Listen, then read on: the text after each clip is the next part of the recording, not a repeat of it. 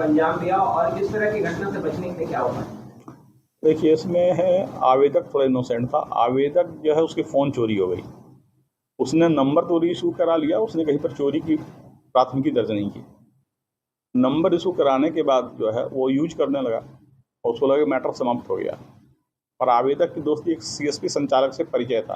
हमको लगता है संभवतः उसने इस बात को जान लिया सीएसपी संचालक ने, और तब सीएसपी संचालक ने बातचीत में उससे उसका फ़ोन ले लिया और उसके फ़ोन की मदद से एक नया रिक्वेस्ट जनरेट करके नंबर को पोर्ट करा लिया दूसरे। और पोर्ट कराने के बाद 2 अप्रैल को पोर्ट कराया और उसके बाद उससे उसने ट्रांजैक्शन शुरू कर दिया। और टोटल 3,26,000 से ऊपर राशि जो है उसने अलग अलग खाते में डाल लिया।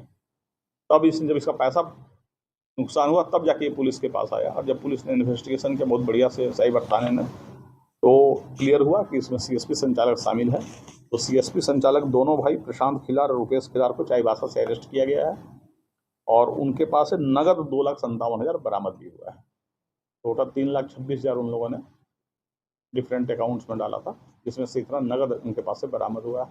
तो हम लोग यह जांच कर रहे हैं कि सीएसपी संचालक और भी इस तरह के कांड में शामिल था या नहीं था, या केवल इंडिविजुअल इस केस में था। नहीं, सिंपली है कि ऐसे चीज़ों को शेयर आप वैसे लोगों से न करें।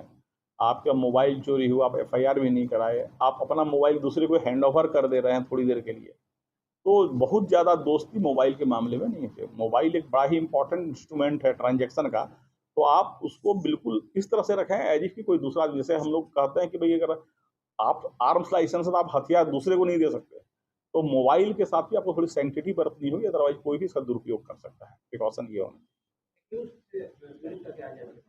पहले से कई बार उसके सीएसपी से ये पैसा वैसा निकाला था, इसलिए पूर्व परिचय था।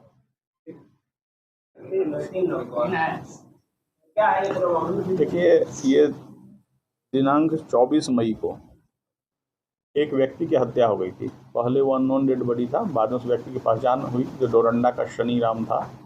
और जब पुलिस ने अनुसंधान किया कि उसकी हत्या क्यों हुई, तो यह पता चला कि एक लड़के का जो है वो टी शर्ट छीन लिया था मृतक ने।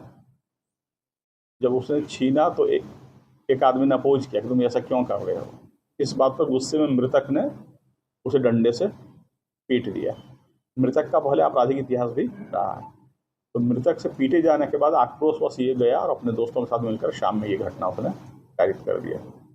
इसके अलावा हम लोग पैसे का भी लेन देन का कोई विवाद है क्या, इस बिंदु पर भी अनुसंधान कर रहे हैं हम लोग।